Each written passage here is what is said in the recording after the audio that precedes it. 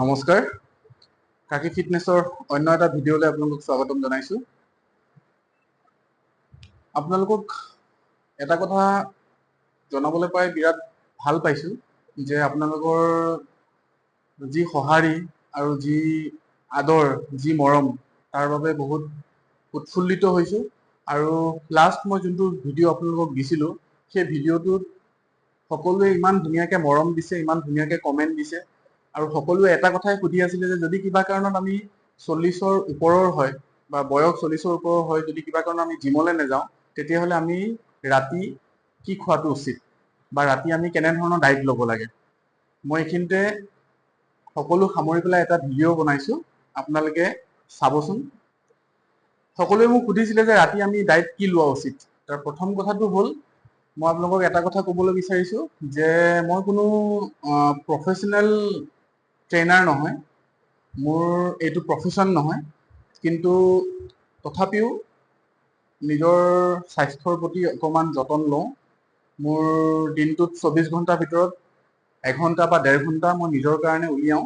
নিজৰ কাৰণে উলিয়াই পেলাই মই জিমলৈ যাওঁ বা ৱৰ্কআউট কৰোঁ বা এক্সাৰচাইজ কৰোঁ। আজি 1.5 বছৰ 2 বছৰৰ পৰা কণ্টিনিউ এইটো কাম কৰি আহি আছোঁ। সেই 1.5 বছৰ 2 বছৰত মই যি ফল পাইছোঁ, সেই ফলবিলাকৰ ওপৰত ভিত্তি কৰিহে এতিয়া ভিডিঅ' বনাইছোঁ। ফলবিলাকৰ ওপৰত ভিত্তি কৰিহে ভিডিঅ' বনাইছোঁ, যাতে মোৰ লগৰ বা মোৰ কোনোবা সতীৰ্থৰ তেওঁলোকৰো তেনেকুৱা হওক। কাৰণ 40 বছৰৰ 40+ মানুহ ময়ো হয় এতিয়া, কিন্তু 40+ হোৱাৰ লগে লগে আপোনালোকৰ হয় কিছুমানৰ পেট বাঢ়ি যায় বা কিছুমানৰ আপোনাৰ গোটেই চৰ্বি বাঢ়ি যায় গাত। কিন্তু আমি কি খাব লাগে বা কি খাব নালাগে, সকলো ডায়েটবিলাক কেনেকৈ মেইনটেইন কৰিব লাগে, আমি ৰাতিপুৱা কি খাব লাগে, আমি দুপৰীয়া কি খাব লাগে, আমি ৰাতি কি খাব লাগে, বিশেষকৈ আমি ৰাতি কি খাব লাগে, যিমান পাৰে ভাতটো এভইড কৰি পেলাই চলক। আমি ৰাতি 1 ঘণ্টা 1.5 ঘণ্টা জিম কৰি অহাৰ পিছত বা 1 ঘণ্টা 1.5 ঘণ্টা আমি এক্সাৰচাইজ কৰি অহাৰ পিছত, আমি যেনেকৈ কালি কৈছিলোঁ যোনটো আমাৰ মিল্ক শ্বেকটো বা আমাৰ ফ্ৰুইট শ্বেকটো, সেইটো আমি খালোঁ। খোৱাৰ পিছত আমি ৰাতি কি খাব লাগে, খোৱাৰ পিছত সেইখিনি আমাৰ শৰীৰৰ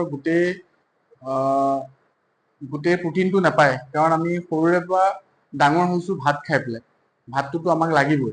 কিন্তু এতিয়া জিমলৈ যোৱাৰ লগে লগে আমাৰ ভাতৰ পৰা অকণমান দূৰত থাকিব লাগে, কাৰণ ভাত খোৱাৰ লগে লগে আমাৰ পেটবিলাক সদায় সচৰাচৰ ডাঙৰ হৈ যায় বা পেটবিলাক বাঢ়ি যায়।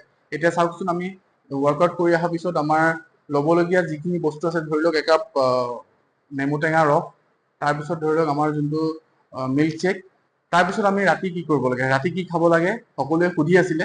সেইখিনিকে লৈ পেলাই ভিডিঅ'টো কৰিছোঁ। আহক মই আপোনালোকক দেখাই দিছোঁ যে ৰাতি মই কি লওঁ সেইটো আপোনালোকক দেখাই দিছোঁ।